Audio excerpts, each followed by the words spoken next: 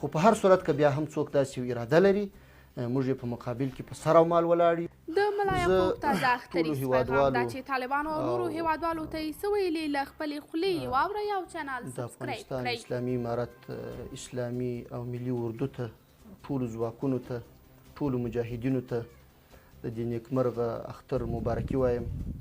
الله تعالی دې د دوی په دې روژه کې چې څه خدمتونه څه تکالیف یې ګاللي دي د امنیت د ټینګولو دپاره او کوم عبادات یې کړي دي الله تعالی دې قبول کړي.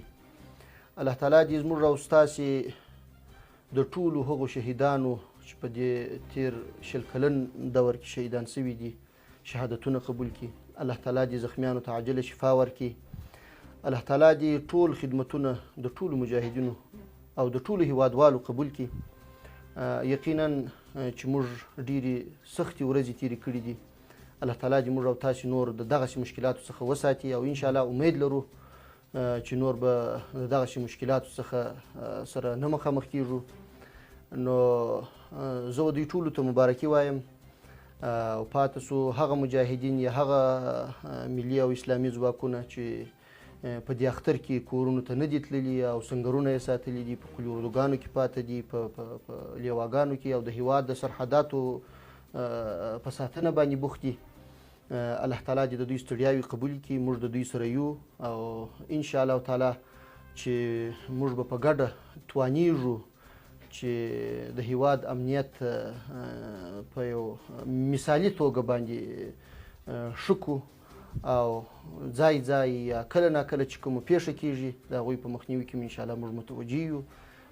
زموږ د ملي دفاع وزارت مربوط ټول مجاهدین او خصوصا استخبارات په دې برخه کې ډېر فعال دي الحمدلله. هیوادوالو ته هم ډاډ ورکوو او مجاهدینو ته هم ډاډ ورکوو چې انشاءالله تعالی زموږ او ستاسو په ګډه همکاري او زموږ ستاسو په ګډ کوشش به د الله تعالی په نصرت به موږ تاسې کامیابه کیږو او هر هغه څوک چې د هیواد امنیت اخلالوي او یا د امنیت د اخلالېدو اراده لري هغوی به انشاءالله خنثی کیږي او هیڅکله به ونه کړای شي چې افغانستان بیا د بدمرغیو او مشکلاتو سره مخامخ کړي او افغانانو ته دغه راغلې خوشحالي چې الله تعالی ور په برخه کړې ده دا ورڅخه واخلي. دې ته به موږ انشاءالله چاته اجازه نه ورکوو چې داسې یو حالت رامنځته کړي. نو مخالفینو هم ټولو ته پیغام دا دی چې نور بس دی. افغانستان کې دا 14 لسیزې ډېر زیات مشکلات وه.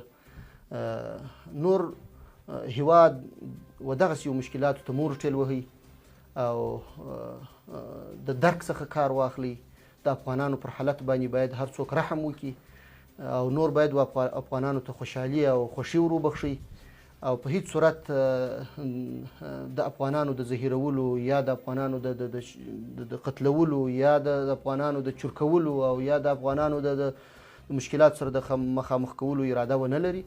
خو په هر صورت که بیا هم څوک داسې اراده لري موږ یې په مقابل کې په سر او مال ولاړ او د خپل هیواد او د خپل وطن دفاع به کوو او د افغانستان د ټولو وګړو څخه به انشاءالله ښه په مېړانه دفاع کوو او ټول دې مطمئن اوسېږي. انشاءالله موږ خپل پوره وس او خپل پوره کوشش کوو چې د هر نوع مشکلاتو مخه ونیسو او انشاءالله تعالی مشکلات به نور نه راځي او انشاءالله نور به افغانان تاسو په دې اړه څه نظر لرئ؟ کمنټ کې شریک او چینل سبسکرایب کړئ.